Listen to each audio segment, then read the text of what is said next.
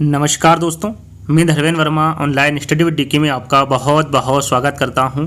आज का वीडियो काफ़ी इंटरेस्टिंग होने वाला है क्योंकि आज के वीडियो में आपको शिक्षा मनोविज्ञान से संबंधित एक ही वीडियो में 100 प्रश्न मिलने वाले हैं जो कि काफ़ी इंपॉर्टेंट है। तो आपको इसके बिल्कुल भी नहीं करना है, वीडियो को पूरा देखना है और अंत में हमें ज़रूर बताना है कि आज का जो वीडियो है वो आपको कैसा लगा। सबसे पहले आपको क्या करना है, सबसे पहले वीडियो को आपको लाइक करना है, जितने भी आपके पास में ग्रुप है उनको शेयर करना है और जो भी इस वीडियो को देख रहे हैं सभी को चैनल को सब्सक्राइब कर लेना है। सिर्फ ये 3 ही काम आपको जल्दी से जल्दी करने हैं ताकि हम और भी ऐसे इंटरेस्टिंग वीडियो आपके लिए लेकर आ सके। तो जल्दी से ये काम कर दीजिएगा और अंत में हमें कमेंट्स के माध्यम से बताइएगा कि आज का जो वीडियो है वो आपको कैसा लगा। तो शुरू करते हैं बिना देरी से।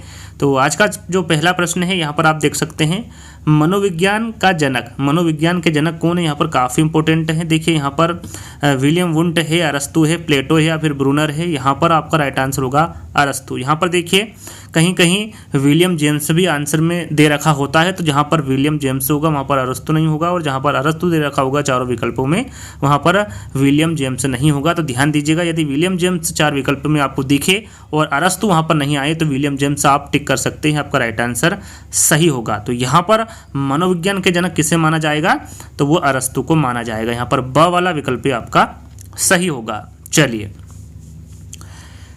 परिवार बच्चे को शिक्षा प्रदान करता है। जो परिवार है वो किस प्रकार की शिक्षा प्रदान करता है बच्चों को, औपचारिक रूप से, अनौपचारिक रूप से, प्रयत्न सहित या फिर नियमित रूप से। तो यहाँ पर राइट आंसर होगा जो परिवार बच्चे को शिक्षा प्रदान करता है वो अनौपचारिक रूप से करता है। किस प्रकार करेगा, अनौपचारिक रूप से करेगा शिक्षा प्रदान परिवार बच्चे को।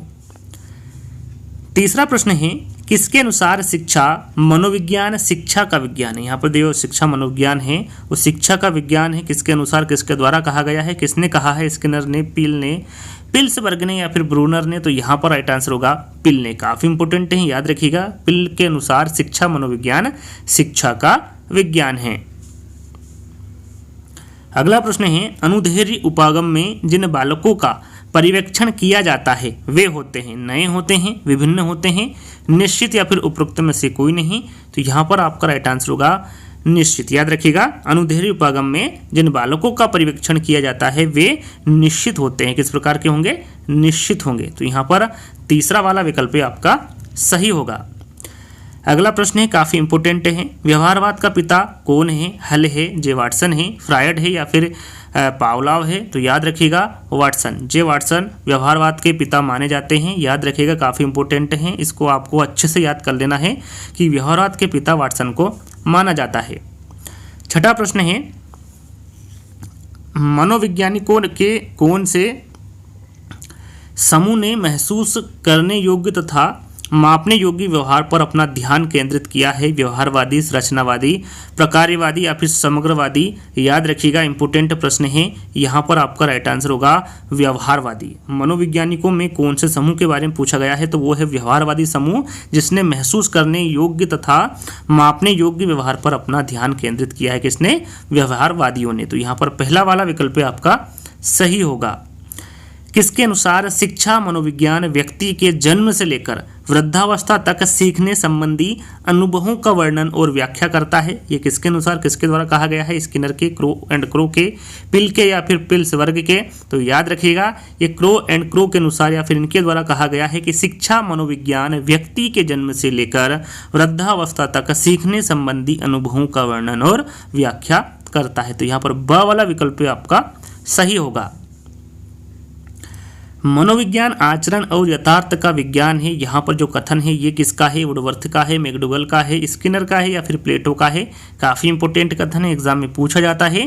तो यहाँ पर जो कथन दिया गया है ये मैकडूगल का कथन है कि मनोविज्ञान आचरण और यथार्थ का विज्ञान है। अगला प्रश्न है, मनोविज्ञान की शाखा के रूप में शिक्षा मनोविज्ञान की उत्पत्ति हुई है। 1920 में हुई है, 1900 में हुई है, 1905 में हुई है, फिर 1890 में हुई है। प्रश्न को ध्यान से पढ़ना है, मनोविज्ञान की शाखा के रूप में शिक्षा मनोविज्ञान की उत्पत्ति कब हुई है, तो ये हुई है 1900 ईस्वी में। याद रखिएगा, मनोविज्ञान की शाखा के रूप में जो शिक्षा मनोविज्ञान की उत्पत्ति हुई है वो 1900 ईस्वी में हुई है।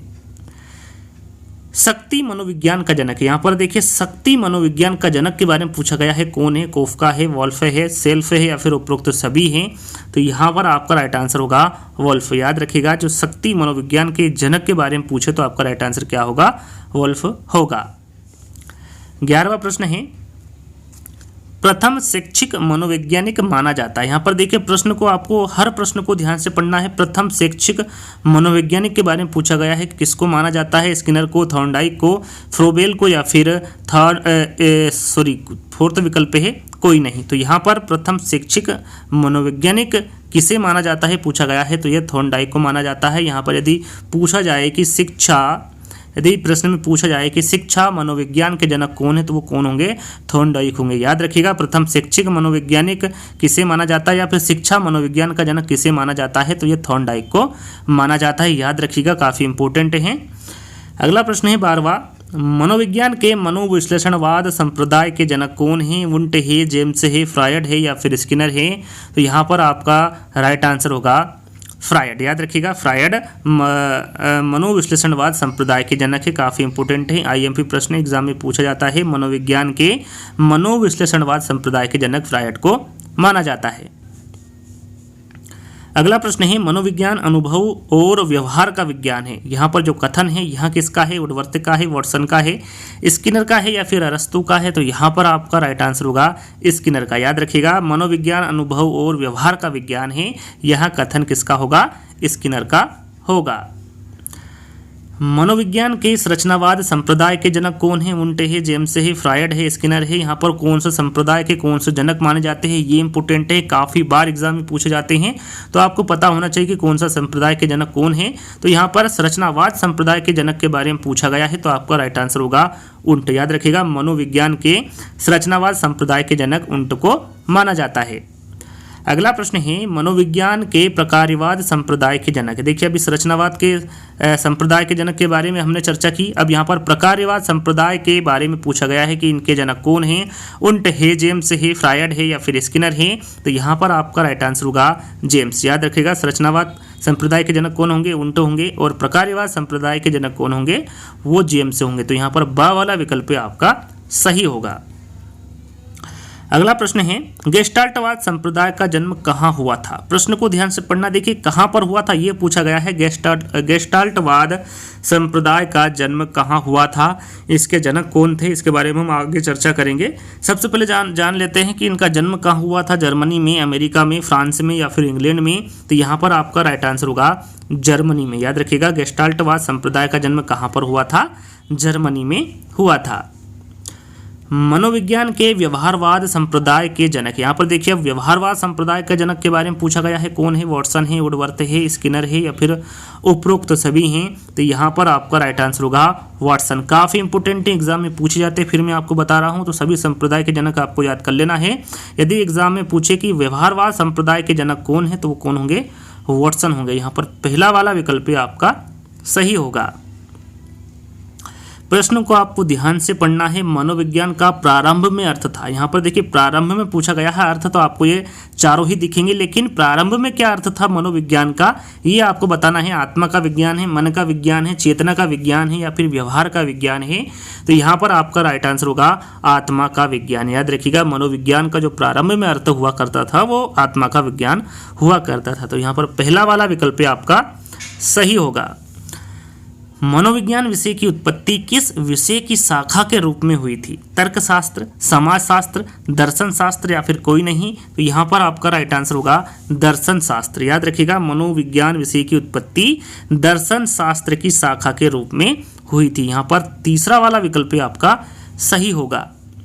अगला प्रश्न है, यदि वीडियो पसंद आ रहा है तो आपको लाइक करना है, सभी के पास में इसको शेयर करना है, चाहे व्हाट्सएप ग्रुप हो या फिर टेलीग्राम ग्रुप है। और जितने भी विद्यार्थी इस वीडियो को देख रहे हैं सभी को बिना सब्सक्राइब करे नहीं जाना है, यदि आपको वीडियो पसंद आ रहा हो तो। यहाँ पर 20वां प्रश्न है, शिक्षा में मनोवैज्ञानिक अवधारणा में प्रयुक्त करने का श्रेय दिया जाता है प्लेटो को, रूसो को, थॉर्नडाइक को या फिर स्किनर को। तो यहाँ पर आपका राइट आंसर होगा रूसो को। याद रखिएगा, शिक्षा में मनोविज्ञान अवधारणा में प्रयुक्त करने का श्रेय रूसो को जाता है। अगला प्रश्न है शिक्षा मनोविज्ञान स्पष्ट व निश्चित स्वरूप में सामने आया। यहाँ पर देखिए प्रश्न को ध्यान से पढ़ना है। शिक्षा मनोविज्ञान स्पष्ट व निश्चित स्वरूप में कब सामने आया? 1900 ईस्वी में, 1920 में, 1890 में या फिर 1905 में? तो यहाँ पर आपका राइट आंसर होगा 1920 ईस्वी में। याद रखिएगा, शिक्षा मनोविज्ञान स्पष्ट व निश्चित स्वरूप में 1920 ईस्वी में सामने आया। अगला प्रश्न है, और ये एक क्यूज के तौर पर आपको मैं प्रश्न दे रहा हूँ, आपको कमेंट्स के माध्यम से बताना है। वहाँ पर लिखना आपको क्वेश्चन नंबर 22 और आंसर आपको देना है ए सही है, बी सही है, सी या फिर डी। इस प्रकार से आपको कमेंट्स के माध्यम से आंसर देना है कि कौन सा सही होगा। लैटिन भाषा से साइकोलॉजी शब्द की उत्पत्ति किस भाषा से हुई है? लैटिन भाषा से हुई है, फ्रेंच भाषा से, यूनानी भाषा से या फिर कोई नहीं? तो इन चारों विकल्पों में से आपको बताना है अ वाला सही है, ब वाला सही है, सा वाला या फिर द वाला।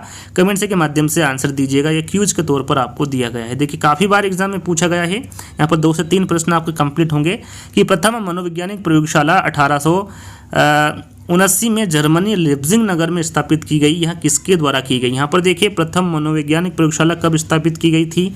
1879 में। कहाँ पर की गई थी? तो जर्मनी लिप्जिंग में की गई थी। किसके द्वारा की गई थी? तो ये की गई थी विलियम उंट के द्वारा। यहाँ पर देखिए 3 प्रश्न आपके कंप्लीट हो रहे हैं। वैसे तो एक बार और ये प्रश्न आएगा, तो यहीं पर आप याद कर लीजिए कि प्रथम मनोविज्ञान प्रयोगशाला 1879 में जर्मनी लिप्जिंग नगर में स्थापित की गई थी और यहाँ विलियम उंट के द्वारा की गई थी। तो यहाँ पर ब वाला विकल्प आपका सही होगा। चलिए, मनोविज्ञान किस प्रकार का विज्ञान है? यहाँ पर आपको बताना है जो मनोविज्ञान है ये किस प्रकार का विज्ञान है। अशुद्ध विज्ञान है, प्राकृतिक विज्ञान है, विधायक विज्ञान है या फिर सामाजिक विज्ञान है? तो राइट आंसर होगा आपका विधायक विज्ञान। याद रखिएगा, मनोविज्ञान विधायक विज्ञान है। यहाँ पर तीसरा वाला जो विकल्प होगा वो आपका सही होगा। मनोविज्ञान को मन या मस्तिष्क का विज्ञान मानने वाले कौन है? उंटे है, वुडवर्थ है, पाम्पनोजी है या फिर वाटसन है? काफ़ी इंपॉर्टेंट है, एग्जाम में पूछा जाता है। तो याद रखिएगा ये पाम्पनोजी है। मनोविज्ञान को मन या मस्तिष्क का विज्ञान मानने वाले पाम्पनोजी है। तो यहाँ पर तीसरा वाला विकल्प आपका सही होगा।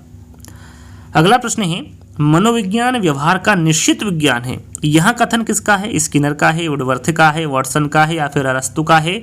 काफ़ी सारे जो कथन हैं वो एक दूसरे से मेल खाते हैं, तो आपको हर प्रश्न को ध्यान से पढ़कर आंसर देना है। प्रश्न में क्या पूछा गया है और उसका आंसर क्या है, इसका आपको बहुत ही बारीकी से ध्यान देना है, क्योंकि कई बार एक एक नंबर हमें बहुत ही मायने रखते हैं, एक एक नंबर, और वहीं एक नंबर आपको सफलता की ओर ले जाते हैं। तो आपको हर प्रश्न को ध्यान से पढ़ना है। तो यहाँ पर 26वां जो प्रश्न है इसका आंसर होगा वाटसन। मनोविज्ञान व्यवहार का निश्चित विज्ञान है, यह कथन इसका होगा वाटसन का होगा। अगला प्रश्न है, मनोविज्ञान की खोजों का शिक्षा में व्यवहारिक प्रयोग ही शिक्षा मनोविज्ञान है। यहाँ परिभाषा किसके द्वारा दी गई है? हर परिभाषा को आपको ध्यान से पढ़ना है। मनोविज्ञान की खोजों का शिक्षा में व्यवहारिक प्रयोग ही शिक्षा मनोविज्ञान है। यहाँ परिभाषा किसके द्वारा दी गई है? स्किनर के, क्रो एंड क्रो के, कार्ल सनिक के या फिर इनमें से कोई नहीं? तो यहाँ पर आपका राइट आंसर होगा कार्ल सनिक के। याद रखिएगा, मनोविज्ञान की खोज का शिक्षा में व्यवहारिक प्रयोग ही शिक्षा मनोविज्ञान है। यहाँ परिभाषा कार्ल सनिक के द्वारा दी गई है। अगला प्रश्न है हमारा, मनोविज्ञान का शिक्षा के क्षेत्र में योगदान नहीं है। प्रश्न को ध्यान से पढ़ना है। शिक्षा के क्षेत्र में मनोविज्ञान का किसका योगदान नहीं है पूछा गया है। शिक्षा का सैद्धांतिक पक्ष पर बल, शिक्षा का बाल केंद्रित होना, पाठ्यक्रम सुधार या फिर उपरोक्त सभी? तो यहाँ पर राइट आंसर होगा शिक्षा का सैद्धांतिक पक्ष पर बल। ये योगदान नहीं है मनोविज्ञान का शिक्षा के क्षेत्र में। तो यहाँ पर पहला वाला विकल्प आपका सही होगा। यहाँ पर देखिए प्रश्न को मैं आपको क्यों बोलता हूँ कि ध्यान से पढ़ना है। 30वां प्रश्न में नेगेटिव पूछा गया है और 31वां प्रश्न वही है, लेकिन यहाँ पर पॉजिटिविटी पूछी गई है कि मनोविज्ञान का शिक्षा के क्षेत्र में योगदान क्या है। बाल केंद्रित शिक्षा, मूल्यांकन की नवीन विधियों की खोज, पाठ्यक्रम सुधार या फिर उपरोक्त सभी? तो यहाँ पर राइट आंसर होगा बाल केंद्रित शिक्षा, मूल्यांकन की नवीन विधियों की खोज और पाठ्यक्रम सुधार। तो आपका राइट आंसर क्या होगा? यहाँ पर उपरोक्त सभी। मनोविज्ञान का शिक्षा के क्षेत्र में योगदान बाल केंद्रित शिक्षा पर भी है, मूल्यांकन की नवीन विधियों की खोज पर भी है और पाठ्यक्रम सुधार पर भी है। तो यहाँ पर उपरोक्त सभी आपका राइट आंसर होगा। शिक्षा मनोविज्ञान आवश्यक है शिक्षकों हेतु, छात्रों हेतु, अभिभावकों हेतु या फिर सभी हेतु? तो यहाँ पर जो शिक्षा मनोविज्ञान है दोस्तों, ये शिक्षकों हेतु भी आवश्यक है, छात्रों हेतु भी आवश्यक है और अभिभावकों हेतु भी आवश्यक है शिक्षा मनोविज्ञान। तो यहाँ पर सभी हेतु या फिर उपरोक्त सभी आपका राइट आंसर होगा। शिक्षा मनोविज्ञान का योगदान है। यहाँ पर देखिए शिक्षा मनोविज्ञान का योगदान है अनुशासन हेतु, बाल विकास के ज्ञान हेतु, मूल्यांकन हेतु या फिर सर्वांगीण विकास हेतु। तो राइट आंसर आपका क्या होगा? सर्वांगीण विकास हेतु। शिक्षा मनोविज्ञान का जो योगदान होगा वो सर्वांगीण विकास हेतु होगा। अगला प्रश्न है, शिक्षा मनोविज्ञान की भूमिका होती है, स्वयं को समझने में होती हैं, बालक को समझने में होती हैं, शिक्षण विधियों के चयन में होती हैं या फिर संपूर्ण शैक्षिक प्रक्रिया में होती हैं। तो यहाँ पर आपका राइट आंसर होगा संपूर्ण शैक्षिक प्रक्रिया में। याद रखिएगा शिक्षा मनोविज्ञान की जो भूमिका होती है वो संपूर्ण शैक्षिक प्रक्रिया में होती है। शिक्षा मनुष्य की आंतरिक शक्तियों का स्वाभाविक समन्वित तथा प्रगतिशील विकास है। यहाँ पर जो परिभाषा दी गई है ये किसके द्वारा दी गई है? पेस्टालोजी के द्वारा, फ्रोबेल के, गांधी के या फिर टैगोर के। तो यहाँ पर आपका राइट आंसर होगा पेस्टालोजी। याद रखिएगा शिक्षा मनुष्य की आंतरिक शक्तियों का स्वाभाविक समन्वित तथा प्रगतिशील विकास है। यहाँ परिभाषा पेस्टालोजी के द्वारा दी गई है। साइकोलॉजी शब्द का प्रयोग सर्वप्रथम किसने किया? यहाँ पर आपको बताना है जो साइकोलॉजी शब्द है इसका प्रयोग सर्वप्रथम किसके द्वारा किया गया था? अरस्तु, प्लेटो, थॉर्नडाइक या फिर रुडोल्फ गोयकल। तो यहाँ पर आपका राइट आंसर होगा रुडोल्फ गोयकल। याद रखिएगा आईएमपी प्रश्न है, साइकोलॉजी शब्द का जो प्रयोग सर्वप्रथम किया गया था वो रुडोल्फ गोयकल के द्वारा किया गया था। खेल की अवधारणा शिक्षा जगत को किसने प्रदान की? जो खेल की अवधारणा है वो शिक्षा जगत को किसने प्रदान की? वॉटसन ने, फ्रोबेल ने, विलियम ने या फिर जेम्स ने। तो यहाँ पर आपका राइट आंसर होगा फ्रोबेल ने। खेल की अवधारणा शिक्षा जगत को किसने प्रदान की थी? तो ये फ्रोबेल के द्वारा की गई थी। जिन पियाजे ने बल दिया है, किस पर दिया है? संज्ञानात्मक विकास पर, क्रियात्मक विकास पर, भावात्मक विकास पर या फिर उपरोक्त सभी। काफ़ी बच्चों को इसका आंसर पता होगा कि जो जिन पियाजे है इन्होंने संज्ञानात्मक विकास पर बल दिया है। तो यहाँ पर पहला वाला विकल्प आपका सही होगा। मैडम मारिया मॉन्टेसरी द्वारा दी गई शिक्षण विधि कौन सी है? ह्यूरिस्टिक विधि है, प्रोजेक्ट विधि है, मॉन्टेसरी है या फिर कोई नहीं। तो यहाँ पर साधारण सा प्रश्न है, सभी को इसका आंसर पता होगा कि मैडम मारिया मॉन्टेसरी द्वारा जो दी गई शिक्षण विधि है वो मॉन्टेसरी विधि है। तो यहाँ पर तीसरा वाला विकल्प आपका सही होगा। किंडरगार्टन विधि के प्रतिपादक है, पेस्टालोजी है, फ्रोबेल है, वॉटसन है या फिर वुडवर्थ है। तो यहाँ पर आपका राइट आंसर होगा फ्रोबेल। काफ़ी इंपॉर्टेंट है यहाँ पर किंडरगार्टन विधि के जो प्रतिपादक हैं होंगे वो कौन होंगे? फ्रोबेल होंगे। संज्ञानात्मकता है, समस्या का हल है, बुद्धिलब्धि है, अपने वातावरण में घटित घटनाओं का ज्ञान है या फिर इनमें से कोई नहीं। तो यहाँ पर आपका राइट आंसर होगा अपने वातावरण में घटित घटनाओं का ज्ञान ही संज्ञानात्मकता है। तो यहाँ पर तीसरा वाला विकल्प ही आपका सही होगा। विकासात्मक मनोविज्ञान का जनक माना जाता है। यहाँ पर देखिए विकासात्मक मनोविज्ञान के जनक के बारे में पूछा गया है, जैसे कि मनोविज्ञान के जनक किसे कहा जाता है, शिक्षा मनोविज्ञान के जनक किसे कहा जाता है, वैसे विकासात्मक मनोविज्ञान का जनक किसे कहा गया है या किसे माना गया है? ब्रूनर को, जिन पियाजे को, वाटसन को या फिर वुडवर्थ को। तो यहाँ पर आपका राइट आंसर होगा जिन पियाजे को। याद रखिएगा देखिए आधुनिक मनोविज्ञान के जनक के बारे में पूछे तो वो विलियम वुंट है, शिक्षा मनोविज्ञान के बारे में पूछे तो वो थॉर्नडाइक है और विकासात्मक मनोविज्ञान के जनक के बारे में पूछे तो आपका राइट आंसर होगा जिन पियाजे। याद रखिएगा बा वाला विकल्प आपका सही होगा। जिन पियाजे किस देश के निवासी थे?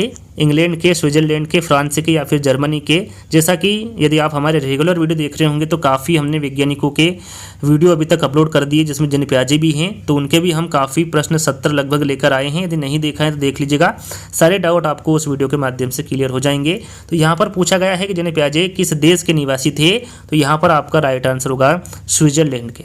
याद रखिएगा जिन पियाजे स्विट्जरलैंड देश के निवासी थे। फ्रोबेल के बारे में पूछा गया है कि ये किस देश के निवासी थे? फ्रांस के, जर्मनी के, इंग्लैंड के या फिर अमेरिका के। तो यहाँ पर आपका राइट आंसर होगा जर्मनी के। याद रखिएगा फ्रोबेल जर्मनी देश के निवासी थे। फ्रोबेल के किंडरगार्टन का उद्देश्य, यहाँ पर देखिए किंडरगार्टन का उद्देश्य आपको बताना है। यहाँ पर किंडरगार्टन किसके द्वारा दी गई है? मैं याद कह सकते हैं कि किंडरगार्टन के जनक कौन है? तो वो फ्रोबेल है। इसका उद्देश्य आपको बताना है क्या है? बालक का मानसिक विकास है, बालक का शारीरिक विकास है, बालक का सर्वांगीण विकास है या फिर बालक का भावात्मक विकास है। तो चारों विकल्पों को यदि आपने ध्यान से पढ़ा होगा तो राइट आंसर आपके सामने है बालक का सर्वांगीण विकास। फ्रोबेल के किंडरगार्टन का जो उद्देश्य है वो बालक का सर्वांगीण विकास करना है। तो यहाँ पर तीसरा वाला विकल्प आपका सही होगा। संरचनात्मक अधिगम का सिद्धांत किसने दिया? पियाजे ने, ब्रूनर ने, स्किनर ने या फिर थॉर्नडाइक ने? तो यहाँ पर आपका राइट आंसर होगा ब्रूनर ने। याद रखिएगा, संरचनावाद अधिगम का जो सिद्धांत दिया है वो किसके द्वारा दिया गया है? तो वो ब्रूनर के द्वारा दिया गया है। भारत में प्रथम मनोविज्ञान प्रयोगशाला स्थापित हुई थी। जैसा कि मैंने आपको बताया था, तीनों प्रश्न एक साथ बताए थे एक ही प्रश्न में। तो यहाँ पर पूछा गया है कि भारत में मनोविज्ञान प्रयोगशाला की जो स्थापना हुई थी वो कहाँ पर हुई थी? कलकत्ता विश्वविद्यालय में हुई थी, दिल्ली में हुई थी, इलाहाबाद में हुई थी, या फिर इनमें से कोई नहीं? तो ये हुई थी कलकत्ता में। याद रखिएगा, भारत में जो प्रथम मनोविज्ञान प्रयोगशाला की जो स्थापना हुई थी वो कलकत्ता विश्वविद्यालय में हुई थी। भारत में प्रथम मनोविज्ञान प्रयोगशाला किसने स्थापित की? यहाँ पर प्रश्न को ध्यान से पढ़ना है। भारत में पूछा गया है कि भारत में प्रथम मनोविज्ञान प्रयोगशाला किसने स्थापित की? गांधी ने, अर्चना दुबे ने, उमा चौधरी ने या फिर डॉक्टर एन सेनगुप्ता ने? तो ये की थी डॉक्टर एन सेनगुप्ता ने। याद रखिएगा, भारत में प्रथम मनोविज्ञान प्रयोगशाला डॉक्टर एन सेनगुप्ता द्वारा स्थापित की गई थी। अगला प्रश्न है, मनोविज्ञान ने सर्वप्रथम अपनी आत्मा को त्यागा, फिर मन को त्यागा, फिर चेतना का त्याग किया और अब यहाँ व्यवहार के ढंग को अपनाता है। यहाँ पर जो कथन दिया गया है ये किसका कथन है? वाटसन का है, वुडवर्थ का है, स्किनर का है? यहाँ पर स्किनर लिखा हुआ है, स्किनर का है या फिर थॉर्नडाइक का है? तो यहाँ पर आपका राइट आंसर होगा, यहाँ पर जो कथन दिया गया है ये वुडवर्थ के द्वारा दिया गया कथन है। काफ़ी इंपॉर्टेंट है, याद कर लीजिएगा। मनोविज्ञान ने सर्वप्रथम अपनी आत्मा को त्यागा, फिर मन को त्यागा, फिर चेतना को त्यागा और अब वहाँ व्यवहार के ढंग को अपनाता है। यहाँ कथन वुडवर्थ के द्वारा दिया गया कथन है। शिक्षा मनोविज्ञान से जानकारी प्राप्त नहीं होती, किसकी नहीं होती है? बालक विषय में, आत्मा के विषय में, स्वयं के विषय में या फिर अनुशासनहीनता के विषय में? तो देखिए, ये आत्मा के विषय में नहीं होती है।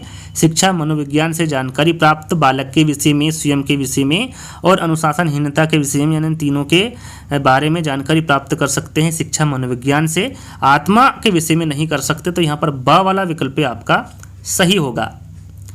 शिक्षा मनोविज्ञान के विषय क्षेत्र में शामिल नहीं है। बुद्धिमापन, मूल्यांकन, अनुशासन या फिर औद्योगिक अध्ययन? तो यहाँ पर आपका राइट आंसर हो गया औद्योगिक अध्ययन। याद रखिएगा, शिक्षा मनोविज्ञान के विषय क्षेत्र में जो शामिल नहीं होगा वो औद्योगिक अध्ययन नहीं होगा। बाकी बुद्धिमापन, मूल्यांकन और अनुशासन ये शिक्षा मनोविज्ञान के ही अंग हैं। तो यहाँ पर आपका जो राइट आंसर होगा वो फोर्थ वाला होगा। शिक्षक के लिए शिक्षा मनोविज्ञान का अध्ययन सहायक है, बालक के व्यवहार को समझने में सहायक है, कक्षा समस्याओं के समाधान में, अनुशासन स्थापित करने में या फिर उपरोक्त सभी? तो यहाँ पर आपका राइट आंसर होगा उपरोक्त सभी। याद रखिएगा, बालक के व्यवहार को समझने में, कक्षा समस्याओं के समाधान में और अनुशासन स्थापित करने में शिक्षक के लिए शिक्षा मनोविज्ञान का अध्ययन सहायक है। तो यहाँ पर उपरोक्त सभी आपका राइट आंसर होगा। किस विद्वान ने मनुष्य की अंतर्निहित पूर्णता की अभिव्यक्ति को ही शिक्षा कहा है? महात्मा गांधी ने, टैगोर ने, विवेकानंद ने या फिर वुडवर्थ ने? तो याद रखिएगा, ये कहा है विवेकानंद ने। याद रखिएगा, विवेकानंद जी ने कहा है कि मनुष्य की अंतर्निहित पूर्णता की अभिव्यक्ति को ही शिक्षा विवेकानंद जी ने कहा है। तो यहाँ पर तीसरा वाला विकल्प आपका सही होगा। शिक्षा मनोविज्ञान का उपयोग है, पाठ्यक्रम सुधार में है, शिक्षण विधियों के चयन में है, नवीन मूल्यांकन विधियों की खोज में है या फिर उपरोक्त सभी? यहाँ पर आप आंसर समझ ही गए होंगे, इसका आंसर क्या होगा? उपरोक्त सभी। शिक्षा मनोविज्ञान का उपयोग पाठ्यक्रम सुधार में भी है, शिक्षण विधियों के चयन में भी है और नवीन मूल्यांकन विधियों की खोज में भी है। तो यहाँ पर उपरोक्त सभी आपका राइट आंसर होगा। शिक्षा मनोविज्ञान का महत्व है, विद्यार्थियों को समझने में, विद्यार्थियों को समझाने में, विद्यार्थियों को अधिगम हेतु प्रेरित करने में या फिर उपरोक्त सभी? तो यहाँ पर भी आपका राइट आंसर क्या होगा? उपरोक्त सभी। शिक्षा मनोविज्ञान का महत्व शिक्षार्थियों को समझने में भी है, समझाने में भी है और विद्यार्थियों को अधिगम हेतु प्रेरित करने में भी है। तो यहाँ पर उपरोक्त सभी आपका राइट आंसर होगा। किस मनोवैज्ञानिक को प्रथम शैक्षिक मनोवैज्ञानिक के नाम से जाना जाता है? जैसा कि मैं इसका आंसर आपको बता चुका हूं, ये थॉर्नडाइक है। थॉर्नडाइक को प्रथम शैक्षिक मनोवैज्ञानिक के नाम से जाना जाता है। अगला प्रश्न है, मनोविज्ञान के अध्ययन की इकाई क्या है? संस्कृति है, समाज है, व्यक्तिक है, समूह है? तो यहाँ पर आपका राइट आंसर होगा व्यक्तिक। मनोविज्ञान के अध्ययन की जो इकाई है वो कैसी है? व्यक्तिक है।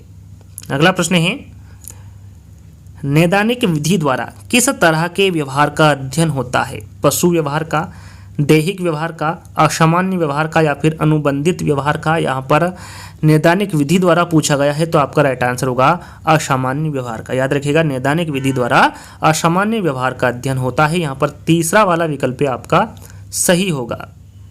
किसने समाजमिति विधि को बनाया है? यहाँ पर देखिए पूछा गया है कि समाजमिति विधि को किसके द्वारा बनाया गया है, मोरेनो को, मरे ने, मेस्लो ने या फिर मन ने। तो यहाँ पर आपका राइट आंसर होगा मोरेनो ने। याद रखिएगा, मोरेनो ने समाजमिति विधि को बनाया। यहाँ पर पहला वाला विकल्प आपका सही होगा।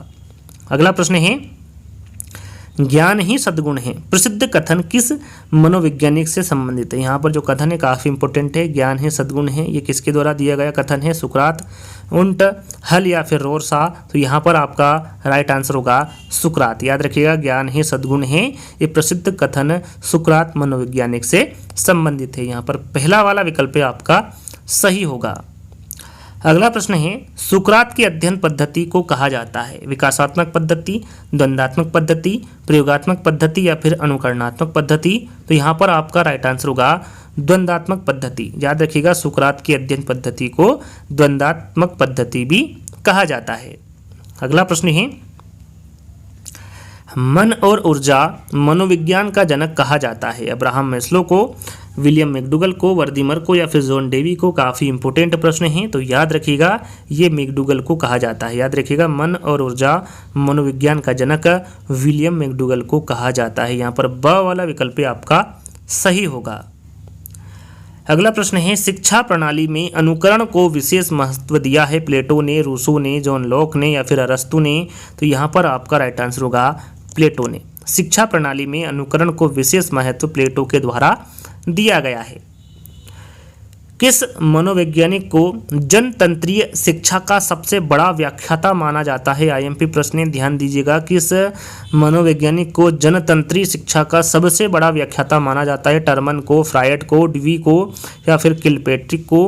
तो यहाँ पर आपका राइट आंसर होगा जॉन डीवी को। याद रखिएगा, जॉन डीवी को जनतंत्रीय शिक्षा का सबसे बड़ा व्याख्याता माना जाता है। करके सीखने के सिद्धांत के पक्षधर कौन है? पावलाव है, फ्रायड है, फ्रोबेल है या फिर जॉन डीवी। यहाँ पर देखिए पक्षधर पूछा गया है कि करके सीखने के सिद्धांत के पक्षधर कौन है, तो वो कौन होंगे? जॉन डीवी होंगे। यहाँ पर फोर्थ वाला विकल्प आपका सही होगा। इंद्रियों के माध्यम से प्रशिक्षण देने वाले या फिर प्रशिक्षण देने वाली मनोवैज्ञानिक है? जुंग है, स्किनर है, एंजिल है या फिर मॉन्टेसरी है।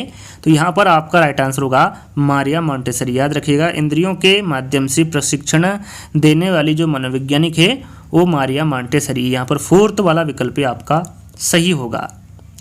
किसके अनुसार शिक्षा में अनुभवों के द्वारा सीखने को प्रधानता दी जानी चाहिए? प्रश्न ध्यान से पढ़िएगा, किसके द्वारा कहा गया है या फिर किसके अनुसार शिक्षा में अनुभवों के द्वारा सीखने को प्रधानता दी जानी चाहिए? मैकडूगल, पावलाव, किलपेट्रिक या फिर मैक्स वर्दीमर। तो यहाँ पर आपका राइट आंसर होगा वर्दीमर। याद रखिएगा, मैक्स वर्दीमर के अनुसार शिक्षा में अनुभवों के द्वारा सीखने को प्रधानता दी जानी चाहिए। शिक्षा में मनोवैज्ञानिक आंदोलन का सूत्रपात करने का श्रेय किस मनोवैज्ञानिक को जाता है? अरस्तू को, प्लेटो को, सुकरात को या फिर रूसो को। तो यहाँ पर आपका राइट आंसर होगा रूसो को। याद रखिएगा, शिक्षा में मनोवैज्ञानिक आंदोलन का सूत्रपात करने का श्रेय रूसो मनोवैज्ञानिक को जाता है। यहाँ पर द वाला विकल्प आपका सही होगा। शिक्षा मनोविज्ञान को शिक्षक निर्माण की आधारशिला माना है? किसने माना है? स्किनर ने, बीने ने, पियाजे ने या फिर वाटसन ने। तो यहाँ पर आपका राइट आंसर होगा स्किनर ने। याद रखिएगा, चार्ल्स स्किनर ने शिक्षा मनोविज्ञान को शिक्षक निर्माण की आधारशिला माना है। बुद्धि लब्धि के विचारों का जनक कहा जाता है? टर्मन को, अल्फ्रेड बीने को, थॉर्नडाइक को या फिर जॉन डेवी को। किसको जनक कहा गया है बुद्धि लब्धि के विचारों का? काफ़ी इंपॉर्टेंट है, तो याद रखिएगा ये माना है अल्फ्रेड बीने को। याद रखिएगा, इंपॉर्टेंट प्रश्न है। बुद्धि लब्धि के विचारों का जनक अल्फ्रेड बीने को कहा जाता है। किस मनोवैज्ञानिक के अनुसार सीखना उस समय अर्थपूर्ण होता है जब विद्यार्थी की रुचि कौतूहल के अनुरूप हो? महात्मा गांधी, स्किनर, पियाजे या फिर जुंग। तो यहाँ पर आपका राइट आंसर होगा जिन पियाजे के अनुसार सीखना उस समय अर्थपूर्ण होता है जब विद्यार्थी की रुचि कौतूहल के अनुरूप हो। यहाँ पर तीसरा वाला विकल्प आपका सही होगा। जेरोम ब्रूनर किस देश के निवासी थे? यहाँ पर ब्रूनर के बारे में पूछा गया है कि ये किस देश के निवासी थे, अमेरिका के, स्विट्जरलैंड के, फ्रांस के या फिर जर्मनी के? तो यहाँ पर आपका राइट आंसर होगा अमेरिका के। जेरोम ब्रूनर अमेरिका के निवासी थे, अमेरिका देश के निवासी थे जेरोम ब्रूनर। डाल्टन विधि के प्रतिपादक है फ्रोबेल है, किलपेट्रिक है, पार्कहर्ट्ज़ है या फिर इनमें से कोई नहीं? तो यहाँ पर आपका राइट आंसर होगा मिस हेलेन पार्कहर्ट्ज़। याद रखिएगा ये डाल्टन विधि के प्रतिपादक है कौन? Miss Helen Parkhurst. यहाँ पर तीसरा वाला विकल्प आपका सही होगा। बिनेटिका विधि या फिर इकाई विधि, इसके प्रतिपादक कौन है? बिनेटिका विधि पूछे या फिर इकाई विधि पूछे, आपका आंसर क्या होगा? आपका आंसर होगा यहाँ पर वॉसबर्न। विनेटिका या फिर इकाई विधि के प्रतिपादक किसको माना गया है? वॉसबर्न को माना गया है। यहाँ पर बा वाला विकल्प आपका सही होगा। अगला प्रश्न है ज्ञानात्मक पक्ष का अंतिम स्वर। देखिए इस प्रश्न को समझिएगा। यहाँ पर देखिए अंतिम स्वर पूछा गया है। यहाँ पर ज्ञानात्मक पक्ष के कितने उपवर्ग बताए हैं? तो 6 बताए हैं। कितने बताए हैं? 6। याद रखिएगा ज्ञानात्मक पक्ष के उपवर्ग 6 बताए, जिसमें अंतिम स्वर पूछा गया है। तो अंतिम स्वर है मूल्यांकन। कौन सा पहला है, कौन सा दूसरा है, ये आपको ध्यान में देना है, क्योंकि यहाँ पर जरूरी नहीं अंतिम स्वर पूछे। पहला है ज्ञान, दूसरा है बोध, तीसरा है प्रयोग, चौथा है विश्लेषण, पांचवा है संश्लेषण और छठा है मूल्यांकन। तो मूल्यांकन कौन सा है? अंतिम है। छठा कौन सा होगा? यहाँ पर मूल्यांकन होगा। तो छठा मूल्यांकन है, तो यही अंतिम स्वर है। तो याद रखिएगा ज्ञानात्मक पक्ष का जो अंतिम स्वर होगा वो मूल्यांकन होगा। तीसरा वाला विकल्प आपका सही होगा। मनोविज्ञान का अतीत लंबा है परंतु इसका इतिहास छोटा है, यह कथन किसने दिया है? वुडवर्थ ने, मर्फी ने, बोरिंग ने या फिर एबिंगहॉस ने? काफ़ी इंपॉर्टेंट हैं। तो याद रखिएगा ये एबिंगहॉस द्वारा दिया गया कथन है कि मनोविज्ञान का जो अतीत है वो लंबा है परंतु इसका जो इतिहास है वो छोटा है। यह कथन एबिंगहॉस के द्वारा दिया गया है। मनोविज्ञान रिक्त स्थान का अध्ययन है, प्रत्यक्षण, सामाजिकरण, संवेदन या फिर व्यवहार? तो यहाँ पर आपका राइट आंसर होगा व्यवहार। याद रखिएगा मनोविज्ञान व्यवहार का अध्ययन है। प्रयोगात्मक विधि का प्रथम सोपान, यहाँ पर देखिए प्रथम सोपान पूछा गया है। विश्लेषण है, प्राकल्पना है, परीक्षण है या फिर समस्या है? तो यहाँ पर प्रयोगात्मक विधि का प्रथम सोपान पूछा गया है, तो आपका राइट आंसर होगा समस्या। समस्या प्रयोगात्मक विधि का प्रथम सोपान माना गया है। मनोविज्ञान चेतना का विज्ञान है, किसने इस परिभाषा का समर्थन किया है? वॉटसन ने, जेम्स ने, फ्रायड ने या फिर स्किनर ने? तो यहाँ पर आपका राइट आंसर होगा जेम्स ने। याद रखिएगा मनोविज्ञान चेतना का विज्ञान है, यहाँ परिभाषा का जो समर्थन किया है वो जेम्स के द्वारा किया गया है। पशु मनोविज्ञान का पितामह कहा जाता है, किसको कहा जाता है? काफ़ी इंपॉर्टेंट है। पशु मनोविज्ञान का पितामह किसको कहा जाता है? वाटसन को, थॉर्नडाइक को, पावलोव को या फिर स्किनर को? तो याद रखिएगा ये थॉर्नडाइक को कहा जाता है। पशु मनोविज्ञान का पिता थॉर्नडाइक को कहा जाता है। यहाँ पर ब वाला विकल्प आपका सही होगा। अगला प्रश्न है मनोविज्ञान व्यवहार का विज्ञान है, यहाँ जो परिभाषा दी गई है किसके द्वारा दी गई है? वॉटसन के, विलियम जेम्स के, फ्रॉयड के या फिर एडलर के? तो यहाँ पर आपका राइट आंसर होगा वाटसन के। मनोविज्ञान व्यवहार का विज्ञान है, यहाँ कथन वाटसन के द्वारा दिया गया कथन है या फिर वाटसन के द्वारा दी गई परिभाषा है। अगला प्रश्न है प्रेरक मनोविज्ञान के प्रबल समर्थक है या फिर मनोविज्ञान में प्रेरणा का महत्व के प्रबल समर्थक कौन है? थॉर्नडाइक है, वुडवर्थ है, जेन पियाजे है, स्किनर है? काफ़ी इंपॉर्टेंट प्रश्न है तो ध्यान दीजिएगा। यहाँ पर आपका राइट आंसर होगा वुडवर्थ। प्रेरक मनोविज्ञान के प्रबल समर्थक कौन है? वुडवर्थ है। यहाँ पर ब वाला विकल्प आपका सही होगा। जिन प्रतिक्रियाओं को सीखने के उपरांत संतुष्टि प्राप्ति होती है उसे सीख लिया जाता है। यहाँ अभ्यास का नियम है, तत्परता का नियम है, प्रभाव का नियम है या फिर सापेक्षता का नियम है? प्रश्न को एक बार फिर दोहरा लेते हैं। जिन प्रतिक्रियाओं को सीखने के उपरांत संतुष्टि प्राप्त होती है उसे सीख लिया जाता है। यहाँ प्रभाव का नियम है। कौन सा नियम होगा? यहाँ प्रभाव का नियम होगा। तीसरा वाला विकल्प आपका सही होगा। अगला प्रश्न है संकेत अधिगम के अंतर्गत सीखा जाता है। मनोविज्ञान को, वातावरण को, मनोदैहिक को या फिर पारंपरिक अनुकूलन को? संकेत अधिगम के बारे में पूछा गया है कि इसके अंतर्गत किसको सीखा जाता है? तो इसके अंतर्गत पारंपरिक अनुकूलन को सीखा जाता है। यहाँ पर फोर्थ वाला विकल्प आपका सही होगा। मानव विकास होता है, मात्रात्मक होता है, गुणात्मक होता है, एक सीमा तक अमापनीय होता है या फिर मात्रात्मक एवं गुणात्मक दोनों होता है? तो मानव विकास जो होता है दोस्तों मात्रात्मक भी होता है और गुणात्मक भी होता है। तो यहाँ पर फोर्थ वाला विकल्प आपका सही होगा। दो या दो से अधिक व्यक्तियों के मध्य तथ्यों, विचारों, मतों तथा भावनाओं का आदान प्रदान कहलाता है सहसंबंध, संप्रेषण, अंतःक्रिया या फिर प्रेषण। तो यहाँ पर आपका राइट आंसर होगा संप्रेषण। याद रखिएगा, दो या दो से अधिक व्यक्तियों के मध्य तथ्यों, विचारों, मतों तथा भावनाओं का जो आदान प्रदान कहलाता है वो संप्रेषण कहलाता है। मनोविज्ञान किस प्रकार का विज्ञान है? सामाजिक विज्ञान है, शुद्ध विज्ञान है, विधायक विज्ञान है या फिर प्राकृतिक विज्ञान है? तो इसके बारे में आपको बता चुका हूं कि ये विधायक विज्ञान है। मनोविज्ञान विधायक विज्ञान है। प्राथमिक स्तर की शिक्षा आधारित होनी चाहिए सैद्धांतिक तथ्यों पर, छात्र सक्रियता पर, भाषण पर या फिर पाठ्य पुस्तक पर। तो यहाँ पर आपका राइट आंसर होगा छात्र सक्रियता पर। याद रखिएगा, प्राथमिक स्तर की शिक्षा जो आधारित होनी चाहिए वो छात्र सक्रियता पर आधारित होनी चाहिए, प्राथमिक स्तर की शिक्षा।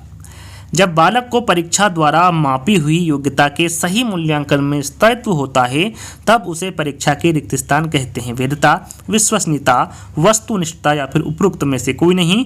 तो यहाँ पर आपका यहाँ पर आपका राइट आंसर होगा विश्वसनीयता। याद रखिएगा, जब बालक को परीक्षा द्वारा मापी हुई योग्यता के सही मूल्यांकन में स्थायित्व होता है तब उसे परीक्षा की विश्वसनीयता कहते हैं। यहाँ पर ब वाला विकल्प आपका सही होगा। अगला प्रश्न है, निम्नलिखित में से कौन सा शैक्षिक मनोविज्ञान का क्षेत्र नहीं है? प्रश्न को ध्यान से पढ़ना है। कौन सा शैक्षिक मनोविज्ञान का क्षेत्र नहीं है? व्यक्तिगत समानताएं, मूल्यांकन, पाठ्यक्रम का निर्माण या फिर अधिगम। तो यहाँ पर आपका राइट आंसर होगा व्यक्तिगत समानताएं। व्यक्तिगत समानताएं शैक्षिक मनोविज्ञान का क्षेत्र नहीं है, बाकी मूल्यांकन, पाठ्यक्रम का निर्माण और अधिगम ये तीनों ही शैक्षिक मनोविज्ञान के क्षेत्र हैं। अगला प्रश्न है, शिक्षा मनोविज्ञान का केंद्र है? बालक है, शिक्षक है, शिक्षण विधि है या फिर पाठ्यक्रम है? तो इसका आंसर साधारण सा है। शिक्षा मनोविज्ञान का जो केंद्र होगा वो कौन होगा? बालक होगा। यहाँ पर पहला वाला विकल्प आपका सही होगा। मनोविज्ञान ने बालकों के प्रति दृष्टिकोण बदल दिया है, अतः विद्यालय उन्हें उपलब्ध कराता है अधिगम सूचनाएं, उपयोगी अनुभव, अधिक ज्ञान या फिर अधिक शिक्षक। तो यहाँ पर आपका राइट आंसर होगा उपयोगी अनुभव। याद रखिएगा, मनोविज्ञान ने बालकों के प्रति दृष्टिकोण बदल दिया है, अतः विद्यालय उन्हें उपयोगी अनुभव उपलब्ध कराता है। यहाँ पर ब वाला विकल्प आपका सही होगा। शिक्षा मनोविज्ञान संबंधित है अधिगमकर्ता से, अधिगम प्रक्रिया से, अधिगम स्थितियों से या फिर उपरोक्त सभी। तो यहाँ पर आपका राइट आंसर होगा उपरोक्त सभी। याद रखिएगा, शिक्षा मनोविज्ञान अधिगमकर्ता से, अधिगम प्रक्रिया से और अधिगम स्थितियों से संबंधित है। तो यहाँ पर उपरोक्त सभी आपका राइट आंसर होगा। निम्नलिखित में से कौन व्यवहारवादी मनोवैज्ञानिक नहीं है? प्रश्न को ध्यान से पढ़ना है। कौन व्यवहारवादी मनोवैज्ञानिक नहीं है? ब्रूनर, पावलोव, थॉर्नडाइक या फिर स्किनर। तो यहाँ पर आपका राइट आंसर होगा ब्रूनर। याद रखिएगा, जेरोम एस ब्रूनर ये व्यवहारवादी मनोवैज्ञानिक नहीं है। तो यहाँ पर पहला वाला विकल्प आपका सही होगा। याद रखिएगा, पावलोव, थॉर्नडाइक और स्किनर ये तीनों ही व्यवहारवादी मनोवैज्ञानिक के अंतर्गत आते हैं। निम्नलिखित में से कौन सी विधि में एक व्यक्ति या स्थिति का गहन अध्ययन किया जाता है? काफ़ी इंपॉर्टेंट है, याद रखिएगा वो कौन सी विधि है जिसमें एक व्यक्ति या स्थिति का गहन अध्ययन किया जाता है? प्रयोग है, केस अध्ययन है, अवलोकन है या फिर क्षेत्र अध्ययन है? तो वो है केस अध्ययन। याद रखिएगा, केस अध्ययन विधि में एक व्यक्ति या स्थिति का गहन अध्ययन किया जाता है। अगला प्रश्न है, नियंत्रित दशाओं के अंतर्गत किया गया अध्ययन कहलाता है? प्रश्नावली, प्रयोग, सर्वेक्षण या फिर चेकलिस्ट। तो यहाँ पर जो नियंत्रित दशाओं के अंतर्गत किया गया अध्ययन है वो प्रयोग कहलाता है। क्या कहलाएगा? प्रयोग कहलाएगा। यहाँ पर ब वाला विकल्प आपका सही होगा। अगला प्रश्न है, किसके अनुसार शिक्षा मनोविज्ञान बालक के शैक्षिक वृद्धि एवं विकास का व्यवस्थित अध्ययन है? Skinner, Stephen, Crow and Crow या फिर पिल। तो यहाँ पर आपका राइट आंसर होगा स्टीफन। याद रखिएगा, स्टीफन के अनुसार शिक्षा मनोविज्ञान बालक के शैक्षिक वृद्धि एवं विकास का व्यवस्थित अध्ययन है। तो यहाँ पर ब वाला विकल्प आपका सही होगा। अगला प्रश्न है, मानकीकृत परीक्षण का अर्थ है? यहाँ पर देखिए, मानकीकृत परीक्षण का अर्थ क्या होगा? विश्वसनीयता होगा, वैधता होगा, मानक होगा या फिर उपरोक्त सभी होगा? तो यहाँ पर आपका राइट आंसर होगा उपरोक्त सभी। याद रखिएगा, मानकीकृत परीक्षण का अर्थ उपरोक्त सभी यानी कि विश्वसनीयता, वैधता और मानक ये तीनों ही होगा। अगला प्रश्न है बाल केंद्रित शिक्षा किसकी देन है? शिक्षा शास्त्रियों की है, मनोवैज्ञानिक निष्कर्षों की है, शिक्षा मनोविज्ञान की है या फिर उपरोक्त सभी की है? तो यहाँ पर आपका राइट आंसर होगा शिक्षा मनोविज्ञान की। याद रखिएगा जो बाल केंद्रित शिक्षा देन है वो शिक्षा मनोविज्ञान की देन है। यहाँ पर तीसरा वाला विकल्प आपका सही होगा। जैसे कि हमने आपको शुरू में बताया था टोटल आपको 100 प्रश्न मिलेंगे शिक्षा मनोविज्ञान का, तो यहीं पर आपका वीडियो समाप्त होगा। 100वां प्रश्न हमारा अधिगम का सूक्ष्म सिद्धांत किसने दिया था? स्किनर ने, स्टीफन ने, क्रो एंड क्रू ने या फिर कोहलर ने? काफी इंपोर्टेंट प्रश्न है, तो याद रखिएगा अधिगम का जो सूक्ष्म सिद्धांत दिया गया था वो कोहलर के द्वारा दिया गया था। किसके द्वारा दिया गया था? कोहलर के द्वारा दिया गया था। तो यहीं पर हमारे आज के जो 100 प्रश्न थे वो यहीं पर समाप्त होते हैं। आज का वीडियो आपको कैसा लगा आपको कमेंट्स के माध्यम से बताना है। सबसे पहले वीडियो को लाइक करना है, जितने भी ग्रुप है उसमें शेयर करना है, और जो विद्यार्थी इस वीडियो को अभी तक देख रहे हैं उन सभी को चैनल को सब्सक्राइब किए नहीं जाना है। तो आज का वीडियो दोस्तों यहीं पर समाप्त करते हैं। अगले वीडियो में जल्दी ही मिलेंगे, जब तक के लिए धन्यवाद।